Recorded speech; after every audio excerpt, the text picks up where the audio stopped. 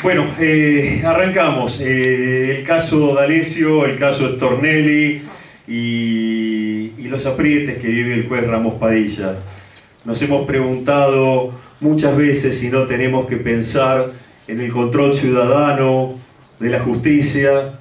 Nos hemos preguntado también si no hay que pensar a lo mejor en una nueva constitución nacional, en repensar el poder judicial, en repensar el funcionamiento de nuestra democracia. Creo que tiene mucho para contarnos hoy los invitados y nuestras palabras a lo mejor están de más, así que los dejo con el panel. Bueno, buenas tardes nuevamente a todos y a todas. Entre los compañeros que nos acompañan está Nira Roldán, que fue concejal de la ciudad de Rosario, que es el presidente de la Asociación Concejalía Popular de Rosario, que tanto trabaja por un Rosario mejor para la gente, y sabemos cuál es la problemática de Rosario, una problemática muy difícil que se puede entroncar con lo que está pasando en la Argentina. Cuando pensamos este panel, cuando pensamos, como le decía anteriormente, en los grandes causas judiciales que tiene la Argentina sin resolver, el panel anterior fue muy claro con el tema de la deuda externa, un caso no solucionado, un caso que nos sigue apretando como país, que nos va a llevar a una nueva crisis, una crisis que siempre pagan los que menos tienen.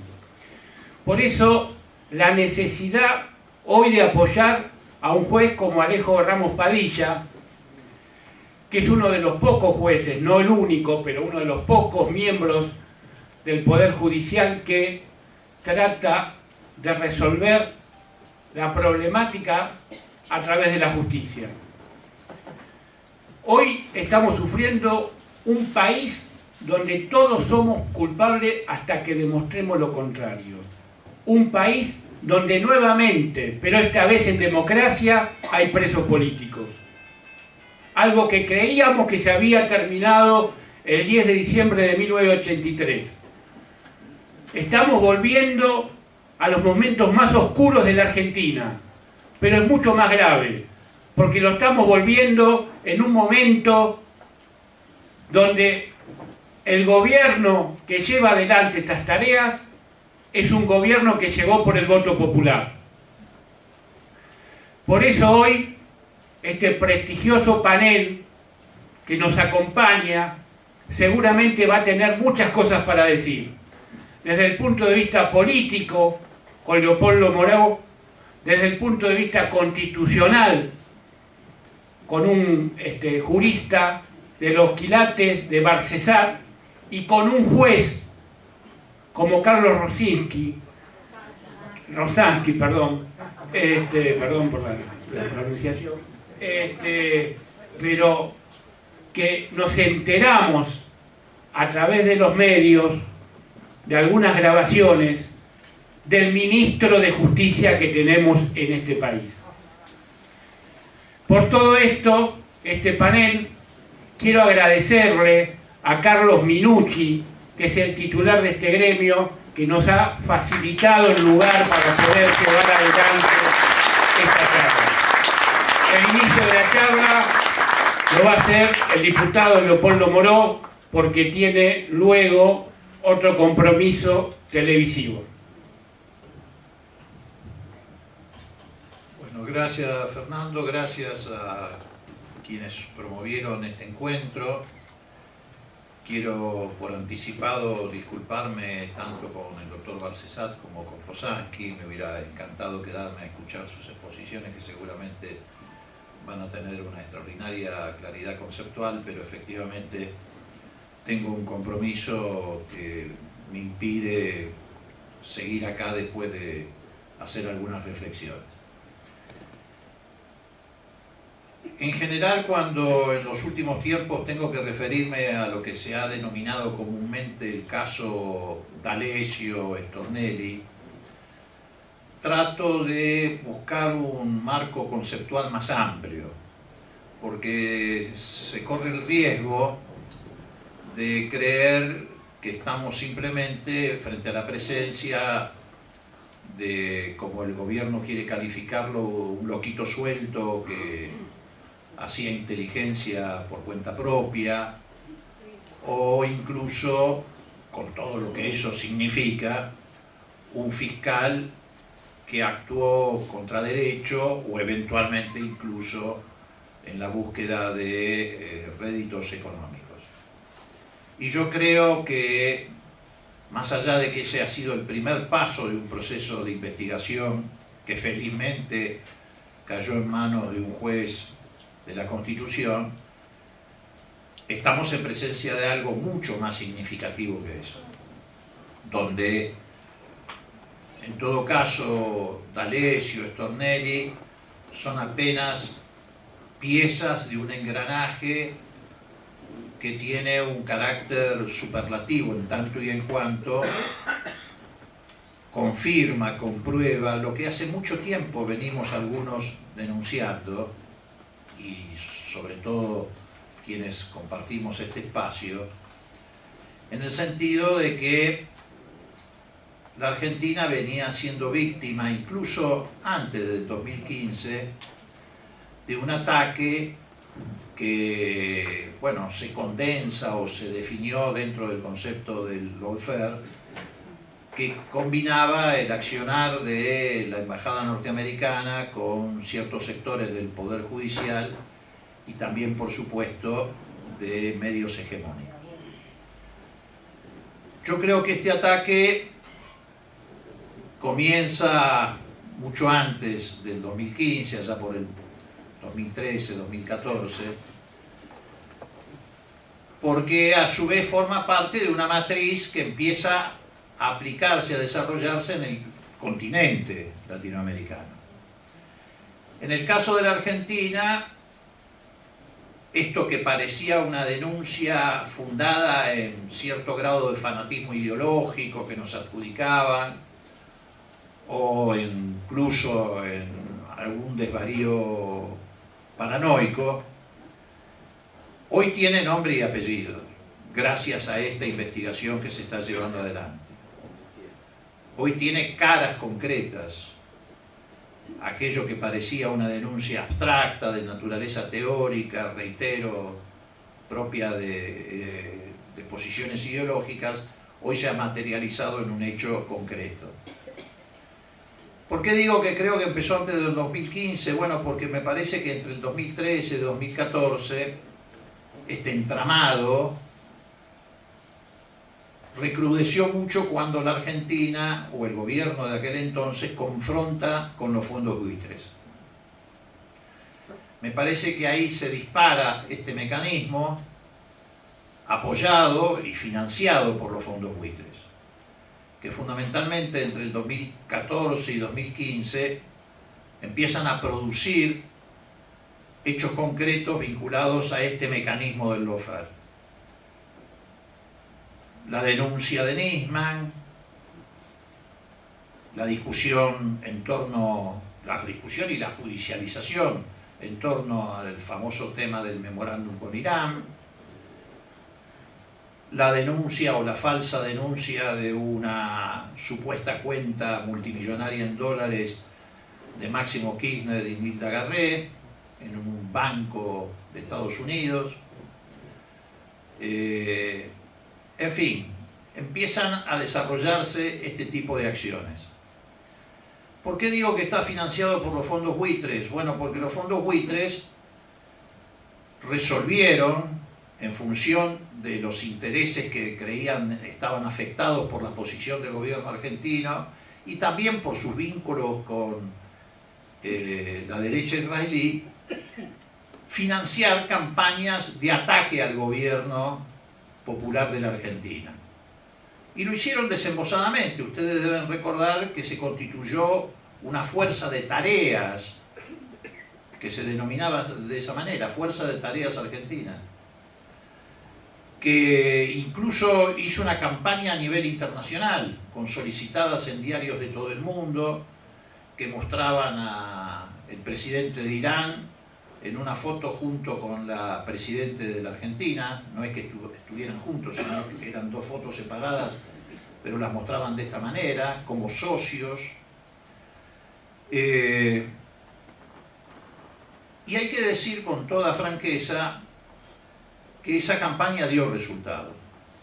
Produjeron un enorme daño al gobierno democrático de la Argentina, sobre todo a partir de la muerte de Nisman, que ellos la transforman en un supuesto asesinato. Ese daño caló profundo en ciertos sectores de la sociedad. Y como les dio resultado, el gobierno de Macri decide incorporar esa metodología, pero ya generada desde la estructura del Estado. Para hacer un parangón, diría que pasó más o menos lo que ocurrió respecto a las 3A y la dictadura militar. Las 3A actuó a través de una metodología aberrante, pero eso se perfeccionó con la llegada de la dictadura militar, que lo transformó en política de Estado.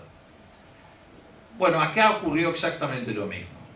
Aquello que había dado resultado, financiado fundamentalmente desde el exterior por los fondos buitres y por supuesto apoyado en este sector del Poder Judicial, influenciado básicamente por la Embajada norteamericana y también llevado adelante por los medios dominantes, pasó a ser una política de Estado. Así es como apenas inicia la gestión del gobierno de Macri, desde las estructuras del Estado, se define esto como el modo de acumulación política. Y se combina el accionar del Ministerio de Justicia, el Ministerio de Seguridad, la Agencia Federal de Inteligencia, la AFIP y la Unidad de Información Financiera como un conjunto de actores estatales que desatan la persecución política. Y para esto, reitero, utilizan organismos del Estado, herramientas del Estado.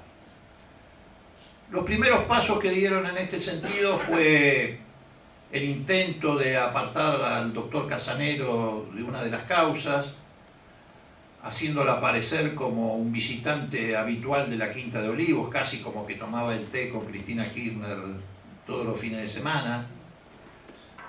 Esto salió de una operación directamente diseñada y ejecutada por la Agencia Federal de Investigaciones y concretamente por un fiscal de apellido Miragaya, que fue el que montó esta operación. Operación que, por supuesto, tenía el acompañamiento mediático, que es un elemento esencial que siempre va a ir apareciendo en todo este entramado, pero que fue tan burdo que terminó o concluyó, en este caso mal para quienes lo habían concebido, porque quedó demostrado no solamente que el doctor Casanero nunca había ingresado a la Quinta de Olivos, ni siquiera conocía a la expresidenta, sino que los supuestos testigos que avalaban esta denuncia terminaron confesando que habían sido guionados para llevar adelante esta causa que derrapó muy rápidamente. Después, también desde ese lugar, desde la AFI, siempre con el acompañamiento de otros organismos del Estado que ponían lo suyo, el Ministerio de Seguridad, el show mediático de gente con cascos, con chalecos antibala, etcétera, etcétera, también llevaron adelante otro tipo de operaciones que no solamente se cayeron, sino que dejaron las marcas de esta Agencia Federal de Inteligencia, en la que también participó el fiscal Miragaya. Por ejemplo, el intento, ustedes también lo recordarán, de quebrar a los hijos de Báez para transformarlos en arrepentidos, a ellos o al padre que ya estaba preso. Esta operación la llevó adelante el fiscal Miragaya, funcionario de la AFI, que había ingresado con la gestión de Macri, Arribas y Magdalani, y también derrapó. Entonces, ¿qué es lo que ocurrió? En ese momento, como dejaban demasiadas huellas, resolvieron hacer lo que en general se está haciendo en el mundo entero, que es tercerizar las acciones de inteligencia, para sacarlas del control parlamentario, para sacarlas del foco del control que puede ejercitar la sociedad. Y es ahí donde resuelven, por eso aparece el personaje como D'Alessio, que funcionarios de la AFI, como era el caso del comisario Bogolyuk y como es el caso de Barreiro, abandonen formalmente la Agencia Federal de Inteligencia y constituyan un grupo paralelo. Le encargan al comisario Bogolyuk hacer el reclutamiento de quienes iban a integrar ese grupo. A todo esto habían instalado agencias de la AFI en todo el ámbito del Gran Buenos Aires, que entre otros conducía el comisario Bogolyuk, que se hizo cargo de la agencia de la zona de Ezeiza. Y este hombre hace la tarea de reclutamiento. Y ahí es donde recluta a D'Alessio, recluta al comisario de Gastaldi, recluta a este agente o ex agente Barreiro, recluta al agente Álvarez, recluta al fiscal Bidone y constituyen este grupo paralelo, que como ustedes comprenderán tenía acceso a tantos elementos tecnológicos y infraestructura de todo tipo, transporte, etcétera, que no está financiado por un filántropo. Esto obviamente estaba financiado por los fondos reservados de la Agencia Federal de Investigaciones, pero no pertenecía formalmente a la Agencia Federal de Investigaciones. Se terceriza, se privatiza el ejercicio de la inteligencia, como hacen, reitero, otras agencias en el mundo también para sacarla del escrutinio público. Este grupo se encarga de las tareas de espionaje, de las tareas de extorsión. Como ocurre siempre, ya esto se había repetido, o mejor dicho, se había producido en la época del gobierno militar, cuando descubren que la impunidad les da margen no solamente para practicar extorsión política, sino también para enriquecerse, pasan a extorsionar económicamente, adquieren cierto grado de autonomía en ese sentido, tolerada por el Estado, del mismo modo que el Estado terrorista le toleraba a las bandas de Aníbal Gordon y ese tipo de sectores que operaban en la época del proceso militar, la posibilidad de apropiarse de lo que denominaban el botín en aquella época, cuando iban a secuestrar personas en los operativos. Y ahí entonces empieza a funcionar el conjunto del entramado. El presidente de la Nación constituye lo que se denomina la mesa judicial. Esa mesa judicial era la que tenía a su cargo actuar en relación al Poder Judicial, premiando a los jueces y fiscales que se alinearan con este tipo de política persecutoria y castigando a través del Consejo de la Magistratura, cuya mayoría se apropiaron a través de maniobras que violentaron la Constitución Nacional, castigando a aquellos jueces o fiscales que no se alineaban con este modelo de persecución. La AFI recibía la información de este grupo. El que la recibe en la AFI es un funcionario de alta jerarquía, de apellido Pinamonte, que era el jefe del conjunto de las bases que abrieron en el Gran Buenos Aires, que tuvieron que cerrar por los conflictos que esto generó con la policía de la provincia de Buenos Aires, conflictos obviamente de naturaleza no santa, vinculadas básicamente a los temas de recaudación y a la, digamos, molestia que le significaba a la policía de la provincia de Buenos Aires que la AFI estuviera actuando en su territorio. Este hombre, Pinamonte, era el que les daba las instrucciones en nombre de la AFI a este grupo operativo, y ellos a su vez eran los que reportaban en función de estas órdenes o los blancos que se determinaban.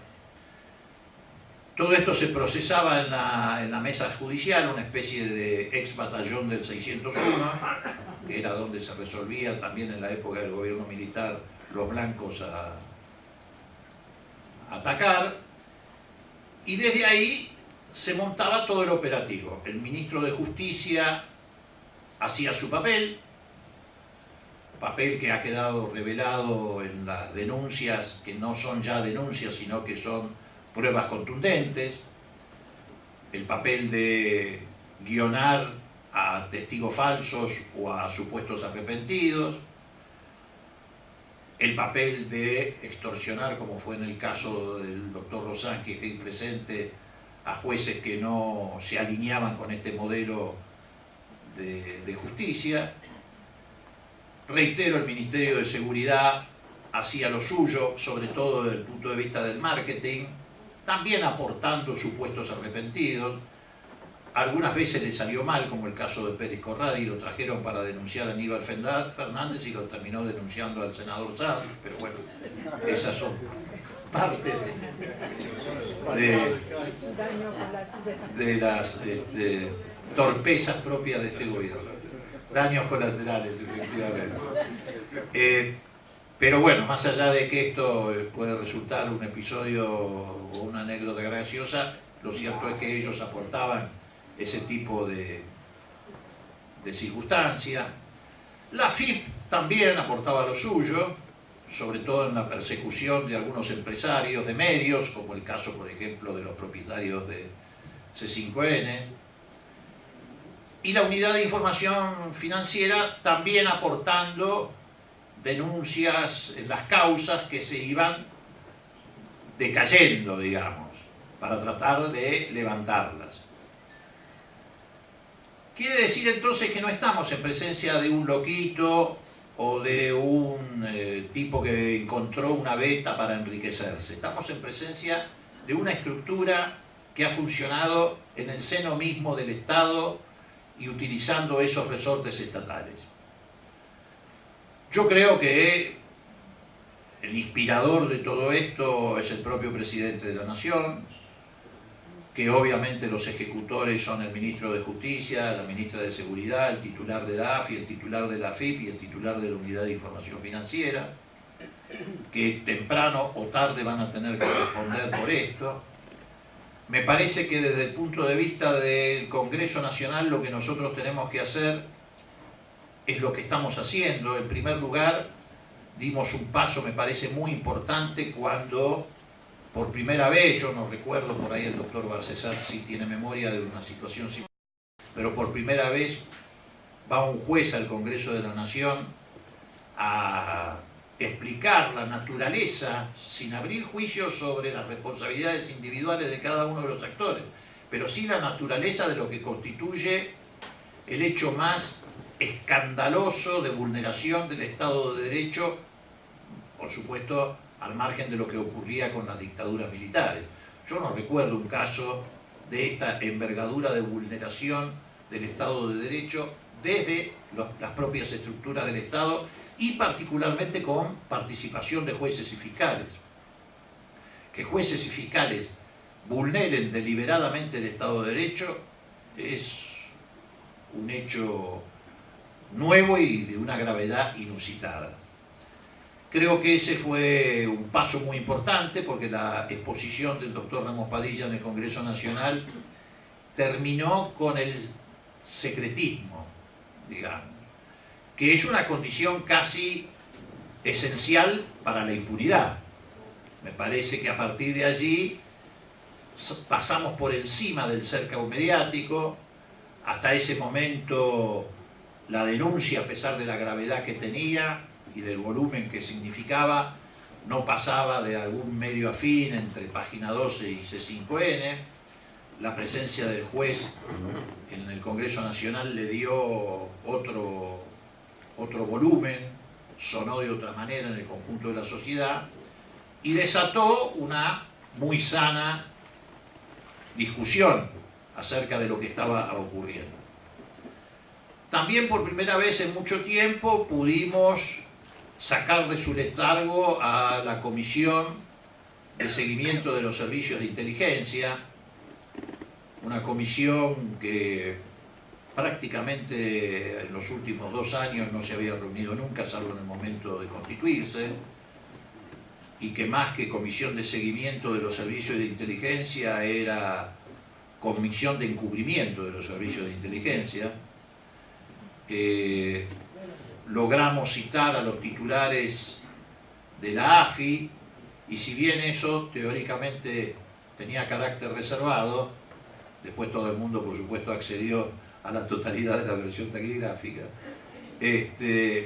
también significó un paso muy importante en el sentido de movilizar un organismo que nunca se había atrevido a cuestionar el funcionamiento de los servicios de inteligencia en Argentina. Y a partir de ese momento tenemos activa a la comisión. Además también fue a esa comisión el doctor Ramos Padilla, también tuvieron que finalmente bajar a la comisión los titulares de la AFI, y ahora tenemos para los próximos días citado al fiscal Curi, y nosotros hemos pedido la citación del doctor Carsoglio, porque también ustedes recordarán, en el medio de todo esto que está subiendo a la superficie, se supo con mucha contundencia, además reconocido por los mismos titulares de la AFI, que en el caso de la causa de Pablo Moyano, la AFI envió 2 representantes, por eso digo que esto indudablemente tiene carácter estatal, para nada paraestatal, sino estatal, 2 representantes a reclamarle al juez Carsoglio que dictara la prisión de Pablo Moyano. Y no mandó 2 agentes encubiertos que después cambian el nombre, mandó al director de Asuntos Legales o Jurídicos de la AFI, el doctor De Stefano, y al director de el Departamento de Finanzas de la AFI, un señor Di Pasquale, que fue el que casualmente en la charla con el doctor Carsoglio le pregunta: ¿usted qué necesita? El director de Asuntos Financieros. Parece que portaba la chiquera, se llevaba la chiquera encima por las dudas. Bueno, todo esto ha ido surgiendo, sin lugar a dudas, gracias al espíritu republicano de Ramos Padilla, a su integridad jurídica. Él seguramente seguirá avanzando, y es lo que todos aspiramos, por el camino de esta investigación, que es muy amplia. Nosotros hemos pedido la creación de una comisión bicameral investigadora en el Parlamento argentino, porque más allá de la infinidad de delitos penales que seguramente se van a ir tipificando en el curso de esta investigación, el Parlamento no puede permanecer al margen de esta circunstancia que ha violentado la Constitución Nacional, la ley de inteligencia, la ley de defensa de la democracia, el Estado de Derecho, los principios del debido proceso, de un juicio justo, el principio de inocencia, y que lo ha tenido como protagonistas de esta asociación ilícita a los funcionarios del Estado. Por último, les quiero decir también, en esta breve descripción de lo que estamos haciendo desde el Parlamento, que esta semana, a más tardar miércoles, jueves de esta semana, vamos a presentar el pedido de juicio político al ministro de Justicia. ¿Por qué? Bueno, las razones sobran. De a uno. Las razones sobran. Vamos a ver si nos acompaña la doctora Carrió, que también en su momento presentó pedido de juicio político a Garabano. Espero que no haya cambiado de idea. Vamos a presentar el pedido de juicio al doctor Garabano, al ministro de Justicia, porque él asumió el rol de ejecutor de estos intentos de desnaturalizar causas judiciales, de implantar testigos falsos, de torcer la voluntad de personas que bajo la extorsión de la cárcel, de que hicieron declaraciones como arrepentidos, de las que después también se arrepienten. Tenemos fundadas esperanzas, no sé si en llegar al número suficiente en el recinto de la Cámara, pero sí de obtener un despacho favorable de la Comisión de Juicio Político.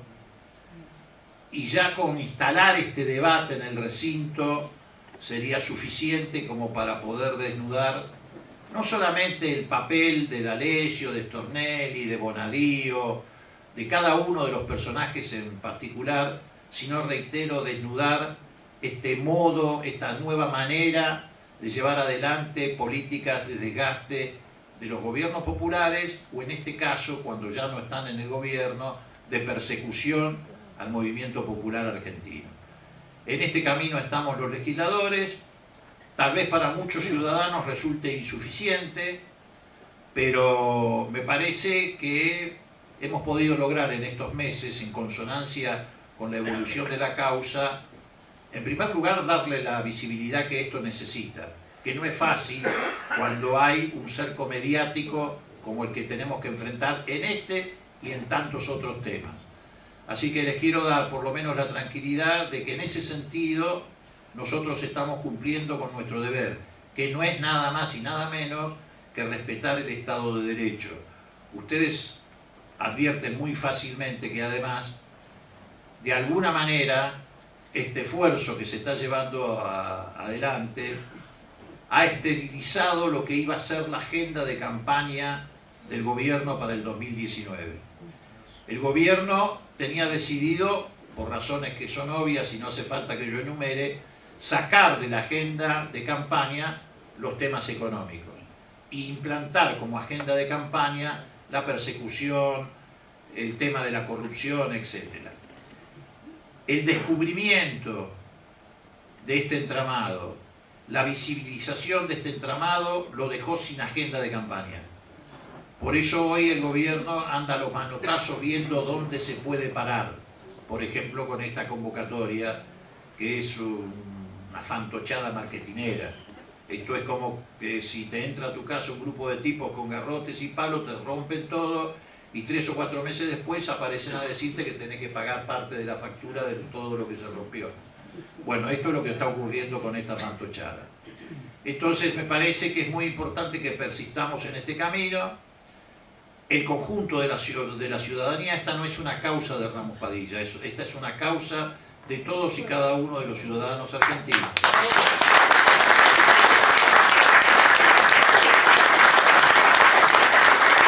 Porque también es importante hacerle entender a la sociedad, y con esto termino, que esta persecución, si bien es cierto, está direccionada hacia dirigentes políticos que no se ponen de rodillas, hacia dirigentes sindicales, sociales, etc., esto constituye un grave peligro para todos y cada uno de los ciudadanos argentinos.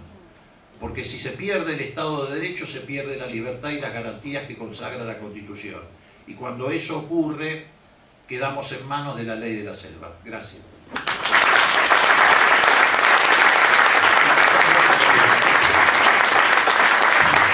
Bueno, le damos las gracias a Leopoldo Moró, lo saludamos y apoyamos la tarea que lleva Leopoldo. Recordemos que él, como presidente de la Comisión de Libertad de Expresión, fue el que llevó por primera vez a Ramos Padilla para revelar todo esto que está pasando. Gracias, Leopoldo.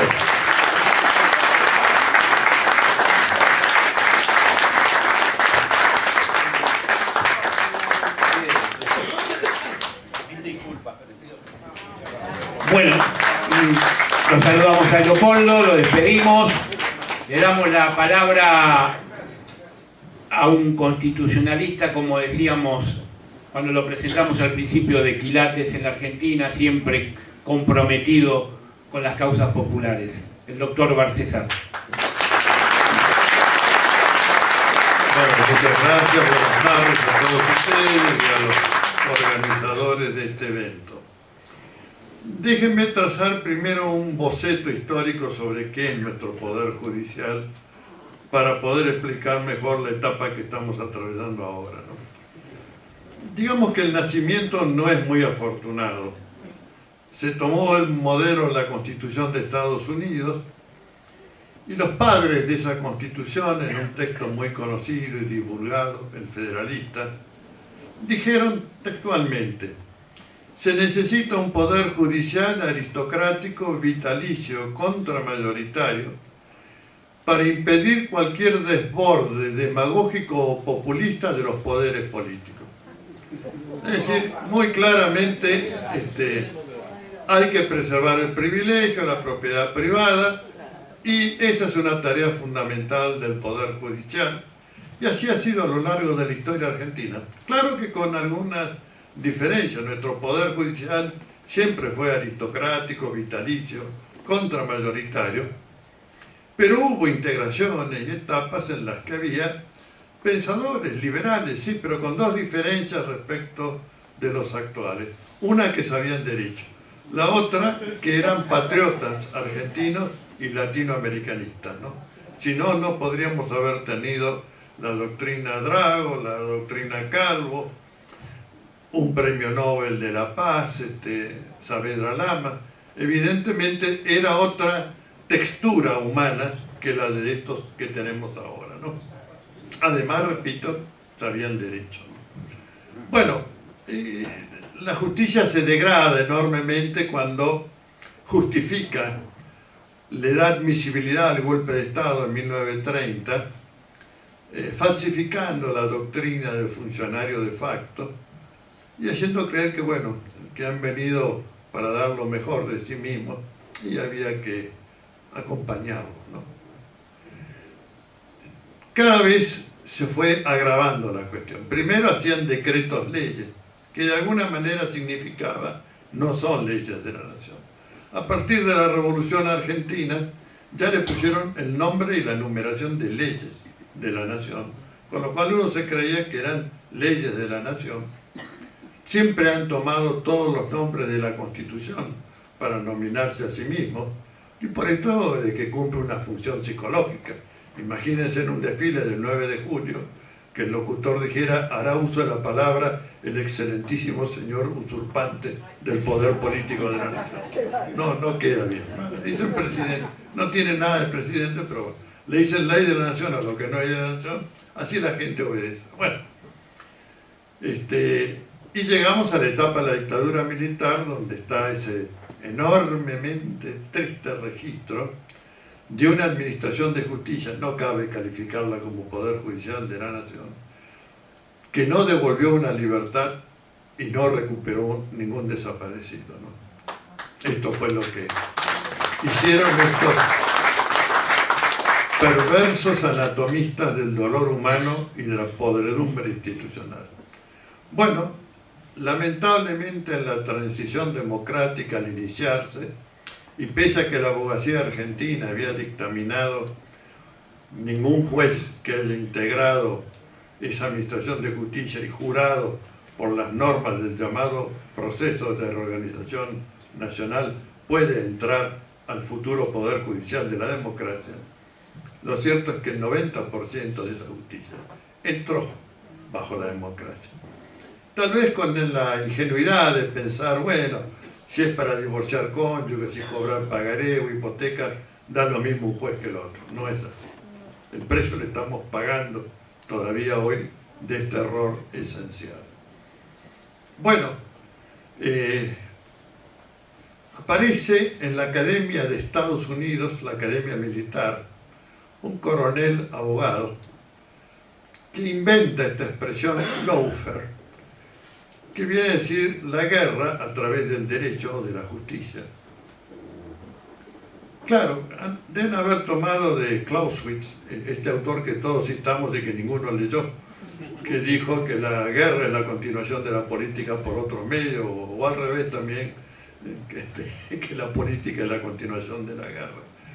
Bueno, sea lo que hubiere dicho, este militar ha expresado, los objetivos militares en esta etapa deben lograrse por el accionar de la justicia. El objetivo militar es la destrucción del enemigo. Lo vamos a destruir a través de la justicia. Claro, poner preso a alguien ya es un 80% de una destrucción, sobre todo cuando el término de privación de libertad no está definido. La prisión preventiva tiene ese agravante. El que cumple una pena después de un debido proceso tiene una certeza. El que está en prisión preventiva no tiene ninguna certeza, ¿no? Es casi como el estado de sitio, ¿no? Ahí detenido, arrumbado, y en algún momento, si la lucha popular y la defensa judicial son exitosas, probablemente recupere la libertad.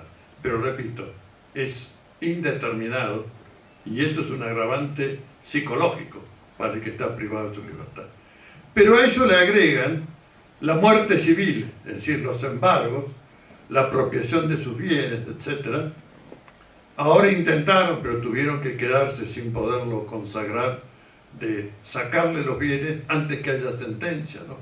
Bueno, esto era el tema de pasar la propiedad del que está todavía bajo proceso, pasárselo a favor del Estado, claro, por supuesto, para beneficiarse mediante esta confiscación de bienes que nuestra Constitución, dicho sea de paso, la prohíbe taxativamente, ¿no? Pero bueno, usted sabe que estos no son muy respetuosos de la Constitución, precisamente. Ahora, ¿cómo se hace?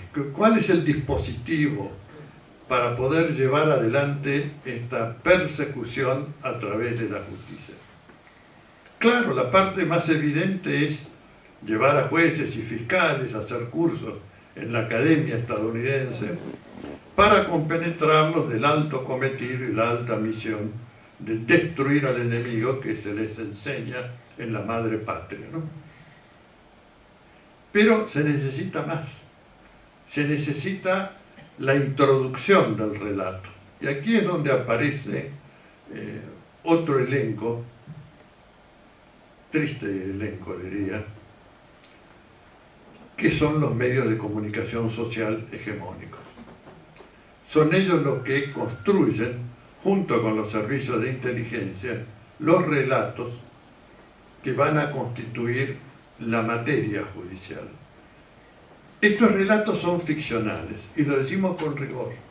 Ficcional es aquel enunciado que no se corresponde con nada de la realidad al momento de la producción del enunciado. Pero tiene, y aquí emparenta la ficción con el mito, de que uno no sabe muy bien si es verdad o es mentira, porque puede ser que haya, dicen, se robaron todo, para expresarlo en la frase más genérica, lo dicen por los medios masivos de comunicación, y uno puede creer, sí, se robaron todo. Se llevaron un Producto Bruto Interno. Se robaron un Producto Bruto Interno. Nadie se preocupa por la reconstrucción de ese enunciado y el examen de su correspondencia con la realidad. Pero lo peor es que los jueces tampoco se ocupan de esto. Los jueces trabajan en base al relato. El proceso judiciario, al que se denomina técnicamente una tópica, que significa una ciencia circular acumulativa de conocimiento, el juez cuando inicia una causa no sabe con qué se va a encontrar. Tiene un puntapié inicial, pero después tiene que llamar a testigos, ver documentos, traer peritos, escuchar a la gente, nutrirse, y llega un momento en que completa el conocimiento y puede emitir una decisión. Pero acá toda esa labor de investigación, de reconstrucción de los hechos, es sustituida por el relato. El relato insuflado por los medios y con la complicidad de las agencias de inteligencia. Esas agencias que no están contempladas, dicho sea de paso, en ninguna cláusula de la Constitución. Pero están, porque como otros países la tienen, Argentina la tiene. Con el triste récord de que nunca descubrieron un delito y siempre actuaron encubriendo los grandes delitos, ¿no? Y si no, veamos el atentado de la Embajada de Israel y el atentado a la sede de la AMIA. No aportaron ninguna evidencia, ninguna prueba. Pero eso sí, el relato ficcional, en eso se destacaron, ¿no? Cualquier verdura la echaron a rodar y para que la gente dijera, bueno, se investigó, la justicia argentina es eficaz. Bueno, resultado, tenemos 2 investigaciones nulas en los atentados terroristas más tenebrosos que registra nuestra historia. Bueno, este sistema del lawfare requiere precisamente un andamiaje, no sé si decir intelectual porque sería de mucho calibre esta palabra, pero requiere convencer a los jueces de que el derecho es lo que los jueces dicen que es derecho. Es decir, se rompe la estructura jerárquica del orden jurídico, la Constitución Nacional, que está en el vértice junto con los tratados internacionales de derechos humanos, los otros tratados, las leyes de la nación, decretos, resoluciones, etc. Todo eso se fuma.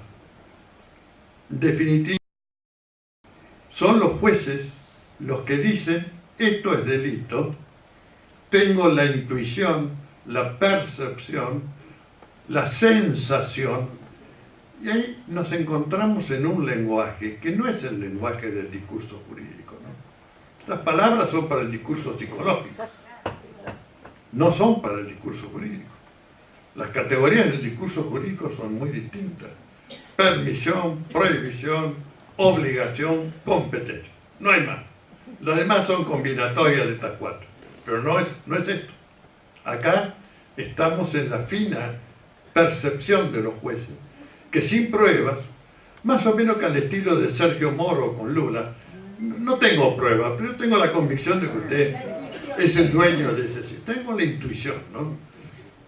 Bueno, esto es muy peligroso. Esto es muy peligroso.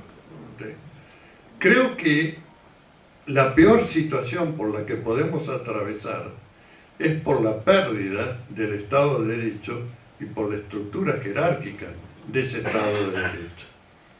Tenemos un poder ejecutivo que ha avasallado, usurpado las potestades del Congreso de la Nación.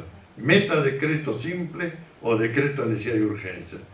Y cuando lo hizo por vía de decreto simple, fue para evitar el control del Congreso de los decretos de necesidad y urgencia.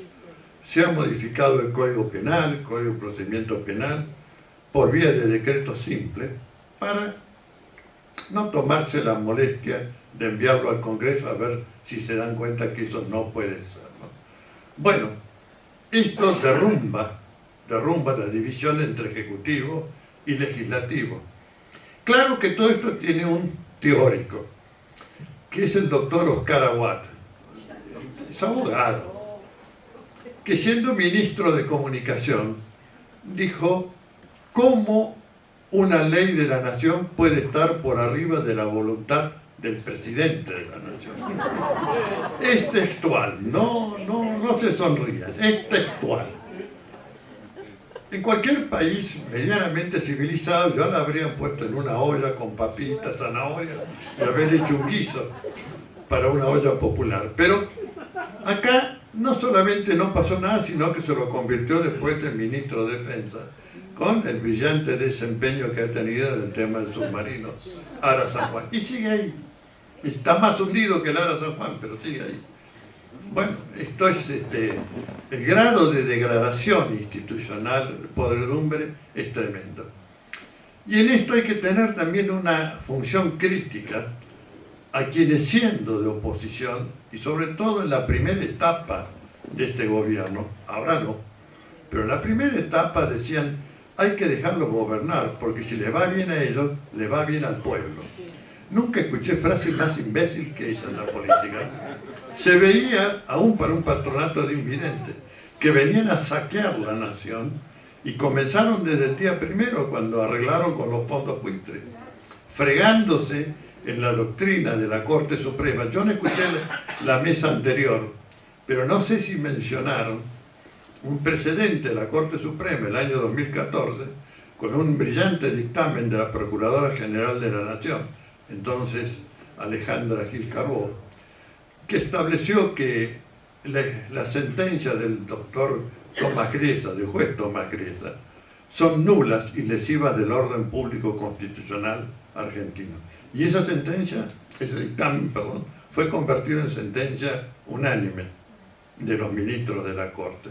Y desde ese año 2014 para acá, nunca se cambió. Bueno, sin embargo, lo primero que hace este gobierno es ir corriendo a pagar la sentencia de Tomás Griesa, donde la cabeza del Poder Judicial ha dicho son nulas y lesivas del orden público constitucional argentino. Bueno, evidentemente, claro, la explicación en que está, le doy el final, en que el 85% de los fondos que pagaron era para sus propios bolsillos, porque estaban en manos de argentinos los bonos despoteados, ¿no? Esto es lo que la investigación ha podido develar hasta acá. Ahora falta la otra etapa, que es que el señor juez se suba a los pantalones y cita indagatoria, como lo viene pidiendo desde hace 2 años el fiscal a cargo de la causa, el doctor Federico Delgado. Bueno, volviendo a nuestro tema del lawfare. Esto se ensayó ya en el golpe contra Zelaya, se ha ensayado en el tema de Lugo, con éxito, por cierto, desgraciadamente. Ha tenido su éxito para derrocar a Dilma, hacerle un golpe de Estado institucional e instalar allí a este fantoche que está ahora, prohibiendo a Lula, por supuesto. Y se ensaya con Cristina Fernández de Kirchner para que la candidata política de la oposición de mayor peso político esté impedida, si puede ser, de participar en el proceso electoral venidero de octubre de 2019. Bueno, pero ocurre el hecho inesperado, el hecho maldito del país burgués, que no es el peronismo, sino la investigación de Alejo Ramos Padilla. Claro, para esto hay que tener en cuenta que, y me van a tolerar que utilice 2 metáforas, que en esta investigación es como si enfrentáramos una madeja, esas que hacían nuestras abuelas cuando descosían los pulóveres ya, que nos quedaban chicos, entonces mezclaban 3 o 4 hilos de lana y hacían el nuevo pullover y salíamos todos jaspeados. Bueno, acá han quedado la punta de los hilos y el juez va tirando y desenvolviendo la madeja. Y la otra metáfora es que piensen, les pido que piensen en un témpano. Como todos sabemos, el témpano tiene 1/3 visible y 2/3 sumergido. Por ahora estamos trabajando en el tercio visible, pero hay 2/3 que va a haber que llevar a superficie, estallarlo y destruirlo, porque si no, como ocurre con los témpanos, reconstruyen el tercio visible, si no se lo rompe todo, ¿no? Entonces, para esto creo que hay que dar todo el apoyo institucional, técnico-jurídico al juez Ramos Padilla, apoyar a los querellantes como el que tengo acá a mi izquierda, para que puedan ser garantes de esa continuidad. Y esa continuidad tiene sólidos principios de procedimiento para que no se desmembre la causa ni para que sea trasladada. Dicho de la forma más sencilla. Primero, no hay negativa del juez de la justicia federal. La justicia de excepción, que es la justicia federal, bueno, el doctor Alejo Ramos Padilla es un exponente de esa justicia federal. Por lo tanto, el primer requisito, que para lo federal hay un juez federal, está cumplido. Segundo requisito, juez que previene primero, tiene prioridad sobre todo otro juez. A él le tocó empezar esta investigación, él tiene que seguirla hasta el final. Y el principio de unicidad, es decir, por más que hechos hayan que ocurrieron en La Quiaca o en Tierra del Fuego, si el que comenzó la investigación sigue a cargo y va develando hechos en La Quiaca y en Tierra del Fuego, pues seguirá siendo él el juez que conduce la investigación. De manera que, tal como lo hacemos en todas estas charlas o pronunciamientos públicos, esperamos que los señores jueces de la Cámara Federal de Mar del Plata respeten estos principios que no están hechos para favorecer a nadie, sino para que se respete el principio del juez natural de la Constitución. Y yo creo que esa investigación, además de responsabilizar a los autores de estos actos extorsivos, de este enriquecimiento ilícito, de esta verdadera asociación ilícita tramada entre funcionarios de la AFI, medios de comunicación con sus periodistas estrellas y la pata podrida del Poder Judicial, avance. Y avance también develando cuál ha sido el papel de los organismos que se cobijan en la Embajada de Estados Unidos. Me refiero a la CIA y a la DEA, que han estado tremendamente activos y con la conciencia de impunidad que tienen, han puesto sus medios materiales al servicio de los elementos con los que se valen para llevar adelante estas maniobras de creaciones ficcionales, de espionaje y de extorsión. Bueno, vengo de un reciente encuentro del Instituto Laufer en Sao Paulo, que son los abogados que llevan la defensa de Lula, y se ha aprobado hacer un tribunal ético contra el Laufer, que si bien como todo tribunal ético no es vinculante, pero tiene sí una función de expandir a la opinión pública el que se hayan reunido una serie de juristas prestigiosos de distintos países y que viendo esto digan, es una inmundicia institucional y hay que desarmarla. Bueno, es lo que podemos hacer en esta etapa. La otra etapa va a ser ganar el poder, reconquistar el poder político. Va a ser también una nueva constitución, ninguna duda, porque no solamente porque va a haber que afianzar el futuro y profundizar los procesos de inclusión e igualación social, sino porque la Asamblea Constituyente va a tener que dar las directivas de revisión de este pasado del que venimos. Y aquí también tenemos que tener suma conciencia de qué es lo que hay que hacer. ¿Por qué? Porque así como al principio de la gestión de este gobierno estaba la papanatada política de no a estorbar este gobierno, si le va bien al gobierno, le va bien al pueblo, etc. De ahí ahora que dicen, no hay que tomarse venganza. Es cierto. El movimiento de derechos humanos siempre dijo, lo que necesitamos es justicia. Justicia es conocer y decidir. Y entonces, y con esto voy a concluir, hay que tomar esa cláusula, quizás de las más valiosas que dio la reforma del año 94, que es el deber de obediencia a la supremacía de la Constitución Nacional, que condena a los golpes de Estado, pero, y esta es nuestra propuesta, también condena a aquel poder que con legitimidad de origen apropia, avasalla las potestades de los otros poderes del gobierno federal, porque en la misma medida en que se comete esa usurpación y avasallamiento, deja de regir la Constitución Nacional. Y la cláusula final de ese artículo 36 dice que se le reconoce al pueblo argentino el derecho de resistir los actos de violencia institucional. Por tanto, que vamos a aplicar las penas que allí están previstas, que es la responsabilidad penal y civil imprescriptible de quienes han cometido estos actos, que es la inhabilitación a perpetuidad de ocupar cargo o función pública, y lo que es más simbólico, pero no menos importante, la descalificación como infames traidores a la patria. Ese es el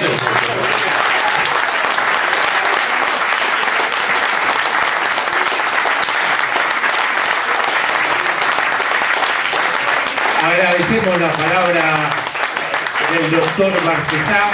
pero especialmente agradecemos la claridad que tuvo para exponer lo que estamos viviendo en nuestro país en este momento. Dos aclaraciones que tienen validez. Una es que en el panel anterior Olmos Gaona fue claro con el tema que acá dice el doctor Barcesá sobre el juez Griesa. Él lo dijo claramente, lo explicó claramente, el tema ese, cómo lo lleva adelante, cómo lo llevó valientemente adelante el fiscal federal Federico Delgado.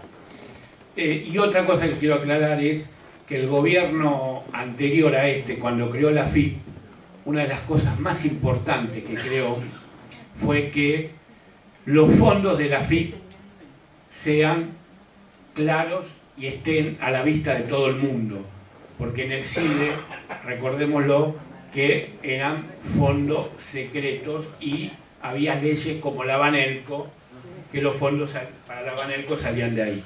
Lo que hizo el gobierno actual a los 40 días de asumir, hacer un decreto para que vuelvan a ser secreto esos fondos. Bueno, me toca darle la palabra al doctor Carlos Rosansky. ¿Está bien dicho, Susana? Porque si no me reta. Si no me reta, Susana. Susana es docente, por eso. Doctor Carlos Rosansky, pero para todos nosotros sigue siendo juez porque queremos que los jueces y las juezas de nuestra patria sean, que tengan la equidad que tuvo Carlos Rosansky cuando le tocó cumplir esta función. Por eso, si usted me permite, me voy a dirigir a usted como juez de la patria. Le damos la palabra a Carlos.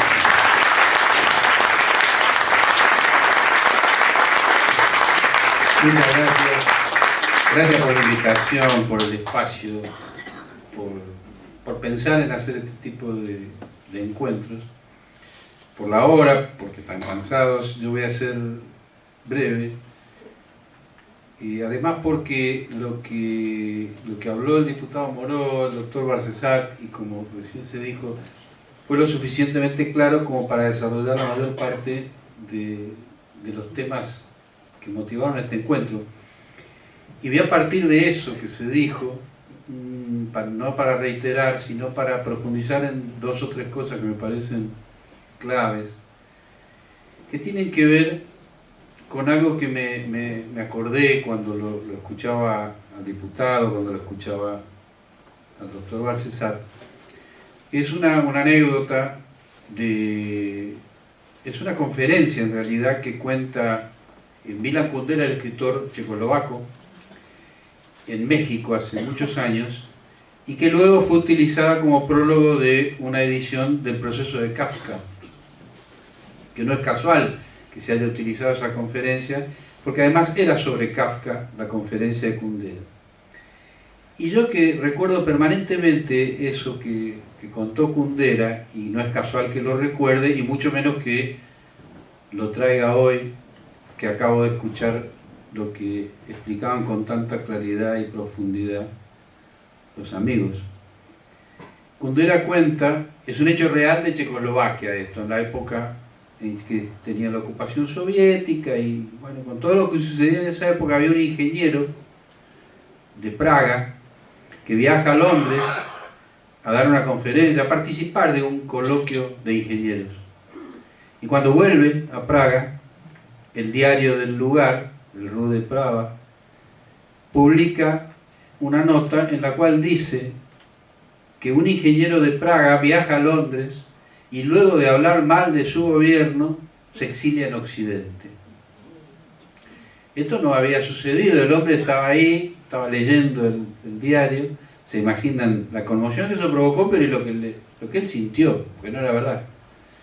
Entonces se fue a lo que sería un ministerio del interior o algo así, y les dijo, miren, yo vengo de allá, de Londres, en un coloquio de ingenieros, no dije nada de lo que dice ahí, y por favor, aclárenlo, y qué sé yo. La gente del ministerio dice, mire, esto sí, efectivamente fue un error de nuestros servicios de inteligencia en Londres, pero nosotros no aclaramos nada, ni vamos a aclarar.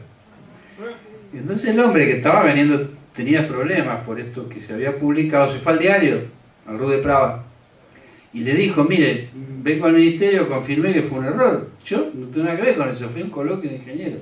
Y estoy teniendo problemas. Así que por favor publique algo. Dijeron, no, nosotros no publicamos nada. Entonces sería lo que es el diario La Nación de acá. Entonces, la historia real que cuenta Kundera es que este señor tuvo tantos problemas por eso que se tuvo que exiliar en Occidente. Entonces Kundera, después de recrear esta magnífica historia triste, saca dos conclusiones fundamentales que a mí me partieron la cabeza, porque yo compré ese libro en Buenos Aires, vivía en Bariloche, y leo el prólogo viajando a Bariloche, de regreso de un viaje del exterior. Y cuando llego a esta parte que estoy contando y veo las dos conclusiones que saca Kundera, me acomodaron en el cerebro, porque dijo así: primera conclusión de esta historia real, en los países kafkianos el castigo precede a la culpa. Segunda conclusión, en los países kafkianos la realidad no tiene importancia. Eso me sacudió hasta el día de hoy, hace muchos años de esto, calculen que hace 20 años aproximadamente, y nunca se me fue de la cabeza por varias razones. En primer lugar, porque tanto yo como todos ustedes, en nuestra educación, cualquiera haya sido y donde haya sido, menos en algún colegio como el Cardenal Newman, supongo, pero sí, sacando algunas tristes excepciones, y esto, sí, porque no me quiero olvidar de decirlo, menciono el colegio, porque el presidente de la Nación dijo que en ese colegio le hicieron bullying, y agregó que le hizo bien. Es gravísimo, realmente. Debería ser motivo de juicio político, por lo menos, no, claro, por lo menos por insania o algo, porque una persona que reconoce que le han hecho ese daño terrible del bullying, que además le vino bien, no está bien. Es mi opinión. No me quería olvidar porque no lo anoté para contar, pero fue por la asociación con el Cardenal Newman. En ninguno de los lugares donde nosotros nos hemos educado, en cualquier instancia, en ninguno de esos lugares a nosotros nos educaron para enfrentar este tipo de situaciones.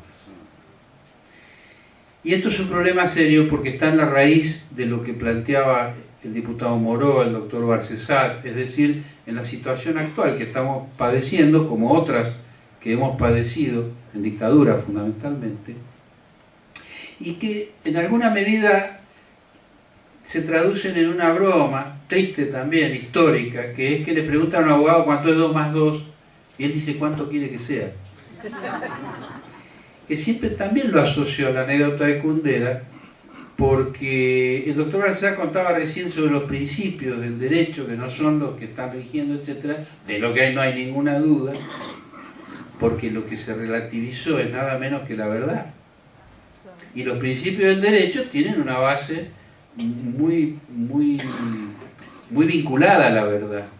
Entonces, los principios generales del derecho presuponen que ninguno de nosotros disfrutó del bullying, para ponerlo en ejemplo, sino que presuponen que hay reglas que se cumplen, en un país en el cual no se están cumpliendo las reglas.